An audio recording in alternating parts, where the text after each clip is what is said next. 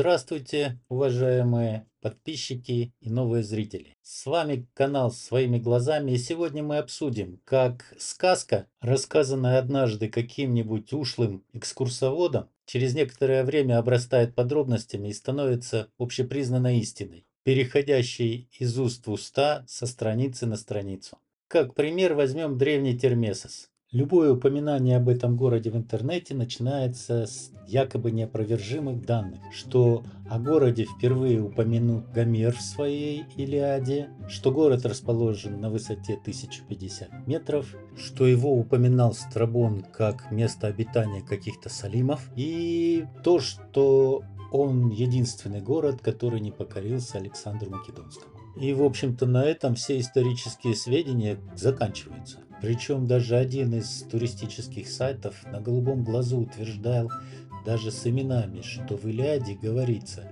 что какой-то Гелос привел кучу людей из Термеса для защиты Трои. Я 3 дня на 2 языках штудировал Илиаду, и вот это все, что я смог найти. Здесь упоминается только народ Салимов, который, как считается, был основателем города. Но ни о каком Термесосе и тем более о его жителях, участвующих в защите Трои, и речи не идет. Речь идет о том, что древнегреческий герой Блерофонт воевал с этим народом. А Блерофонт — это вот этот парень, который голый, с одним копьем и полотенцем ходил на огромного кабана, терроризировавшего всю Ликию. Помните, в прошлом фильме я говорил, что не знаю, кто это. Так вот это Блерофонт. Что же касается Страбона, то Термесос упоминается лишь в списке городов Писидии, просто упоминается. Далее просто упоминается народ Салимов и 2 раза очень странных упоминания, после которых я окончательно удостоверился, что Страбону доверять нужно с большой оглядкой. То есть Александр, по словам Страбона, так и нагнул Термесос, а фактически Кибира находится строго на запад от Термесоса, и до нее 130 километров. Это никак, но очень близко от нея. Ну и вот что говорит Геродот, на которого ссылается Википедия. Кстати, почему ликийцы вместо отчества употребляли матчество, я оставлю ссылку в описании. Ну, очень забавная история.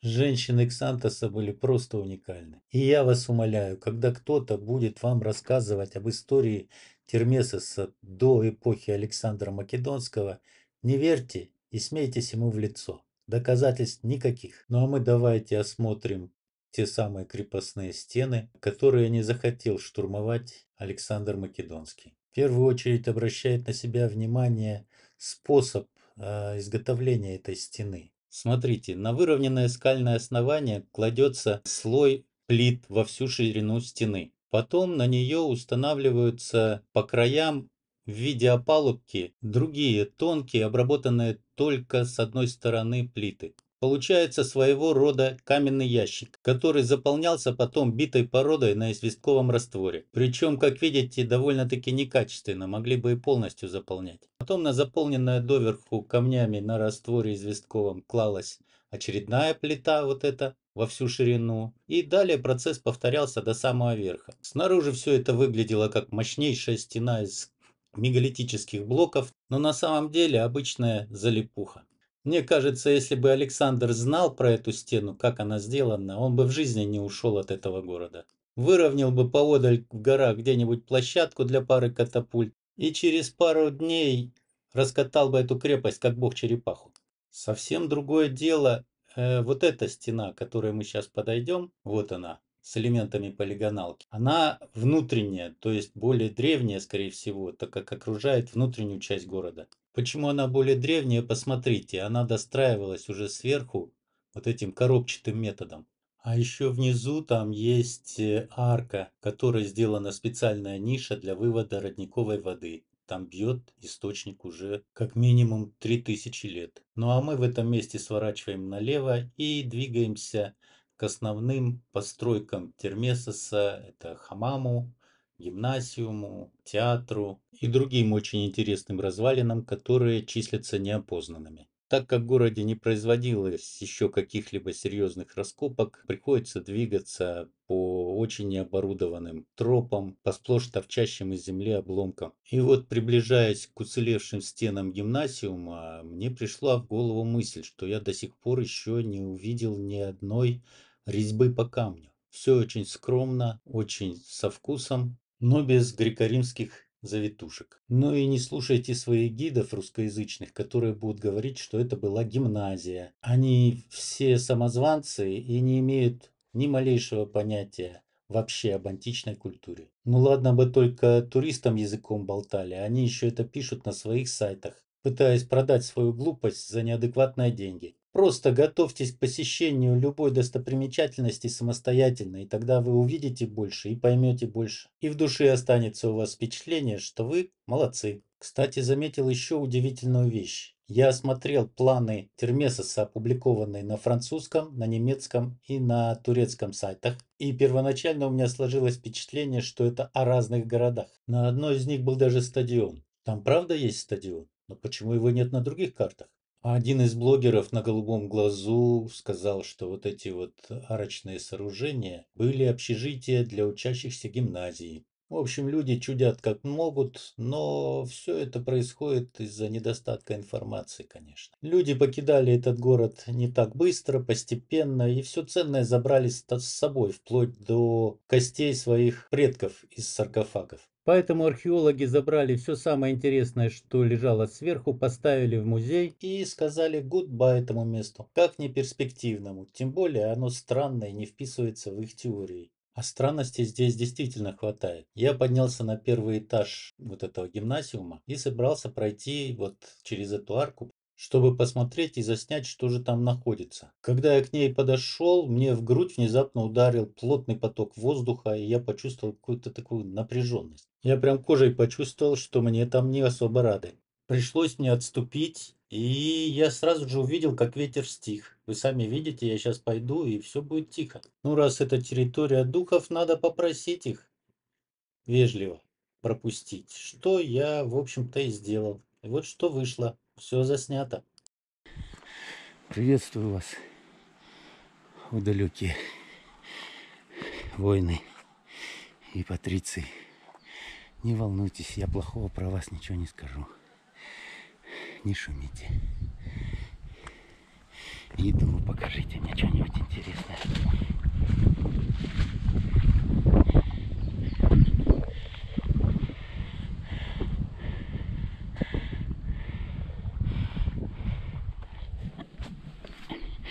Я только восхищаюсь вами. О, еще улица целая здесь. Какие же вы молодцы были. Меня пустили взглянуть краем глаза, но желание идти по вот этой вот заваленной улице по камням у меня почему-то пропало.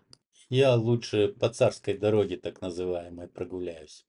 Ну и вот здесь вот видны следы инструментов. Обычная кирка, обычный долбежный инструмент. Пока ничего такого я не вижу здесь примечательного. Улица знаменита тем, что здесь стоят буквально десятки постаментов с хвалебными надписями и строгими античными благодарностями. Кто-то сам поставил, кому-то за какие-то заслуги поставили. И вот только здесь я увидел хоть какой-то более-менее внятный декор. Но все это, судя по именам, уже поздние эллинские и римские периоды. Тем не менее, мастер умудрился здесь уместить все строчки и буквы в ряд. Не все, конечно, но, судя по всему, здесь была агора, и на этих колоннах стояли бюсты, статуи, колонны. И жители, когда покидали город, забрали их на новое место жительства с собой. А вот это вот потрясающего качества верхняя часть дверного античного проема. Как она здесь оказалась, непонятно, видимо, прилетела откуда-то сверху. И вот что интересно, эти обломки лежат здесь уже где-то 1500 лет минимум. И они почему-то лежат все снаружи. Где этот многометровый слой заскорузлости и мусора, который, по идее, должен был накопиться здесь за примерно 1500 лет? Где эти 2-3-метровые слои битой керамики, мрамора зубов и костей, которые всегда присутствуют в прибрежных городах. Здесь все выглядит так, как будто рухнуло только вчера. Выходит, что древние люди-то не жили по брови в своем дерьме и мусоре. И пока историки и археологи будут искать свой любимый культурный слой, мы давайте походим по самому красивому месту в Термесосе, его знаменитому театру. Это действительно редкое и безумно красивое место. Выходишь вот на эту верхнюю точку и буквально дух перехватывает от этой невероятной красоты и величия. Наверняка покинувшие город жители в первую очередь с тоской вспоминали именно это место и этот вид. Театр Термесоса вмещал в себя порядка 6-7 тысяч зрителей. Обратите внимание, что римляне не успели его переоборудовать под свои гладиаторские забавы, и он остался местом для чистого искусства. Он выполнен по единому античному канону, которого придерживались все цивилизации, все народы, жившие, скажем так, от Португалии до Израиля. Причем этот канон, что удивительно, он возник до великих завоеваний и создания империй, будь то эллинская Александра Македонского или римская. В него не вписывается только персидская культура, но и она при своих завоеваниях и пальцем не трогнула эти сооружения. То есть персы отнеслись к этим строениям с большим уважением, как к строениям вне времени и не имеющего никакого отношения к завоеванным народам. Это была общая история для всех цивилизаций. Так же, как были общими и боги. Они носили разные имена, но взаимно почитались и уважались как свои собственные. И это взаимное уважение богов и культур прекратилось только после изобретения иудеями единобожия. Находясь внутри, поражаешься инженерному гению древних строителей. Древность кладки подтверждается ее полигональной формой и способом укладки камней. То есть здесь прослеживается эволюция полигональной многоугольной кладки. Строители театра уже делают прямоугольные блоки, но только с внешней стороны, и то относительно. Внутренняя же часть у них грубая и сужена вовнутрь, и пространство между ними также засыпано мелкими камнями, как в классической полигональной древней кладке. Никакого известкового раствора внутри, как на крепостной стене, здесь нет. И это доказывает, что театр был построен гораздо раньше, чем наружная стена. И обратите внимание, что на углах также сохраняется традиция вставлять большие многотонные блоки для прочности. А вот с задней стороны стены, так скажем, в закулисье, картина уже совершенно иная. Здесь мы можем видеть, что участок вот этой 50-метровой стены, отделяющий театр от ущелья и выполненной по полигональной технике, он обвалился, и явно это случилось во время первого сильного зафиксированного в истории землетрясения в этом месте где-то в IV или V веке до нашей эры, когда был мощнейший цунами, накрывший прибрежные города, и после которого наступили первые темные века. То, что люди потеряли навыки и технологии, уже видно по вот этой вот мусорной кладке, по попытке восстановления былого величия из подручных средств и обломков, а также по выбитым из стен металлическим креплениям, которые здесь в Термесосе только-только начали применяться, и их достаточно мало. И в конструкции этого театра они вообще не применялись. Тем не менее, театр относительно неплохо сохранился и уже не 1000 лет продолжает удивлять своих посетителей. И немалая заслуга в этом принадлежит как раз-таки полигональной кладке. Вот посмотрите, как были сделаны стены. То есть два слоя, и между ними прослойка из гравия, поглощающая толчки и удары. Этот уникальный способ кладки применялся достаточно широко, вплоть до изобретения римлянами бетона. Хотя бетон крепости зданиям не прибавил.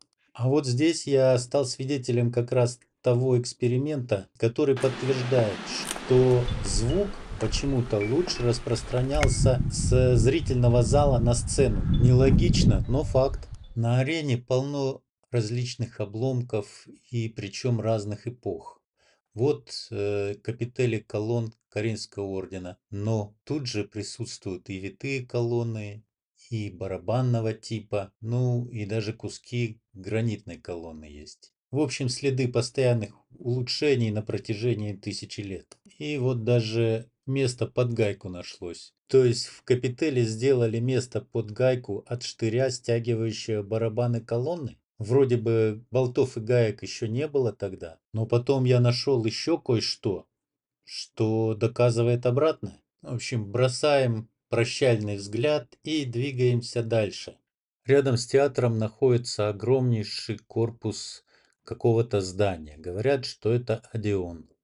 Возможно и так. Но обычно Одеоны были небольшой копией театров, просто гораздо меньше размером. Они были под крышей и были отапливаемые. Ну, сейчас заглянем внутрь и посмотрим. Тут пристройка уже посткатастрофная. Сделанная, как видите, из чего попало. Здесь вот у нас хорошо сохранившееся античное строение из тщательно подогнанных друг к другу мегалитов, каждый из которых весом не менее тонны, и 4-метровым дверным проходом, который историки обычно называют храмом. Но согласно их же теории, этот 4-метровый проход должен быть сориентирован на восток, чтобы первые лучи солнца освещали стоящую там статую какого-нибудь бога. Но в данном строении проход направлен строго на север, значит, это не храм, ну или какой-то неправильный храм. А табличку ее же всегда можно и переписать. Ну а мы давайте заглянем внутрь булефтерия, но сначала остановим свой взор на стене вот этой замечательной. И мы видим какой-то гибрид между полигональной кладкой и той кладкой, которую мы видели в крепостной стене. И да, это Одеон Булефтерий. То есть мы видим спускающуюся вниз чашу зрительного зала. Она, правда, плохо откопана, засыпана, но все же она есть. И вот здесь мы еще видим, как одичавшие после катастрофы люди выбивали из стены железные скобы. Причем видно, что скобы были только в поперечных плитах широких. Ну, в принципе, оно и понятно, так как на другие плиты, которые были внутри неровными, скобы поставить было невозможно. Ну а мы отправляемся смотреть еще другие загадки, которых здесь немало. Вот, например, есть еще здесь такой Хирайон. Но так как это захоронение, я о нем буду рассказывать во второй части, которая будет полностью посвящена им. Ну а мы пока давайте осмотрим серию вот таких вот непонятных водных сооружений. То ли это колодцы, то ли это цистерны, то ли распределители воды. В любом случае я не видел еще ничего подобного. И сама конструкция, и принцип ее действия заслуживают самого тщательного рассмотрения. Самое простое объяснение, которое сразу же бросается в глаза всем и буквально лежит на поверхности, это сборник дождевой воды, которая стекала по аркам с улиц города в одну общую систему дренажную и через вот это вот отверстие поступала в цепь цистерн распределителей, откуда жители якобы брали на свои нужды эту дождевую воду. Но возникает сразу масса вопросов. Вы можете представить себе качество воды, которая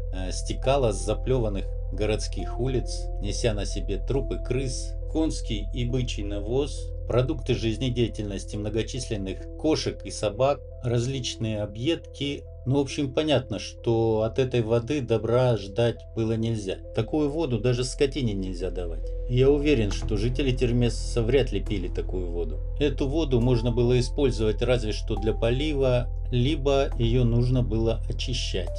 И вот эти вот цистерны могли играть роль именно очистных сооружений, чтобы получить воду, пригодную хотя бы для животных или других технических нужд. Либо сюда поступала вода не с ливневки, а с акведука. Проверить это нет возможности, так как вот этот входной канал, он завален, и определить, ливневка это, как говорят историки, или это продолжение акведука, нет никакой возможности. Акведук здесь был, и как говорят историки, опять же, люди ушли из-за того, что после землетрясения он обрушился и якобы перестала поступать вода.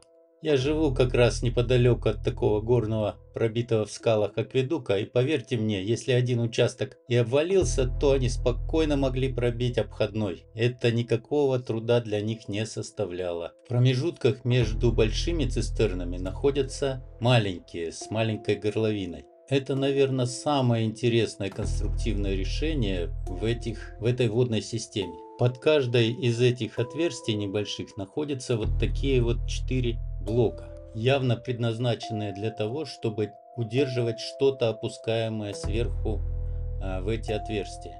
Что-то такое, что имело слегка коническую форму, так как концы этих балок слегка срезаны под уклон. И мне кажется, что это была обычная плетеная длинная корзина, которая выполняла функцию фильтра. Она могла доходить до самого верха и как бы формировать стенки колодца, куда можно было опускать ведро и доставать воду. По крайней мере, дохлую крысу не вытащишь. Между этими цистернами находятся стены с переливом в соседнюю, что обеспечивало выпадение осадка на дно этих цистерн. Почему я не особо склонен считать, что это была вода из акведука? Посмотрите, как шел этот акведук. Он шел по скалам, а зима в Термесосе не как на берегу. Здесь и снег лежит, и температура отрицательная примерно до марта. Представляете, ручеек холодной воды течет по промерзшим скалам. Ну, в общем, это означает полное отсутствие воды из акведука зимой. И вот глядя на этот открытый акведук, у меня появилась гипотеза, что он еще и собирал воду,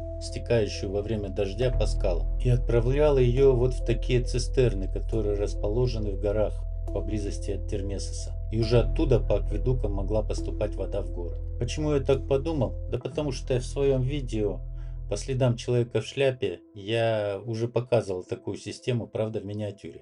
Мест для хранения этой воды, то есть больших цистерн именно городского масштаба, в городе обнаружено только 9 единиц. Вот, видимо, одна из них, именуемая развалинами неизвестного сооружения, но это явно цистерна. Просто она была разрушена землетрясением, и она вся завалилась вовнутрь своей емкости. Здесь нигде нет точных данных, ни по названиям, ни по функционалу зданий, так как раскапывать здесь у археологов интереса нет, потому что искать золото здесь бессмысленно. А делать привычный всем туристам римский город не из чего. Единственное понятное место – это именно Писидийское кладбище, куда я и направился. И по дороге я сделаю выводы по тем проблемам, которые я обозначил в самом начале видео.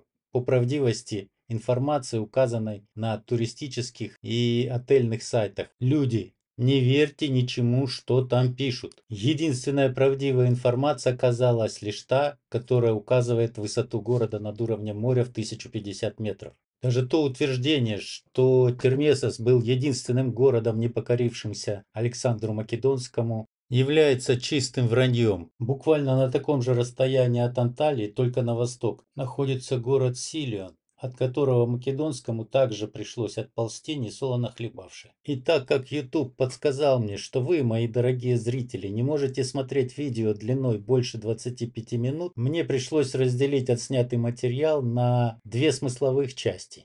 Первая часть подходит к концу, а во второй вы увидите странные ванночки, выбитые в скалах возле могил. Кто и с какой целью их выдалбливал? Подумаем, зачем выбиты вот эти черные дыры возле саркофагов. Впадем в ступор, увидев изображение гайки на болте на стенке саркофага и следы когтей саблезубого тигра. А на сегодня у меня для вас все. Увидимся через неделю. Пока-пока.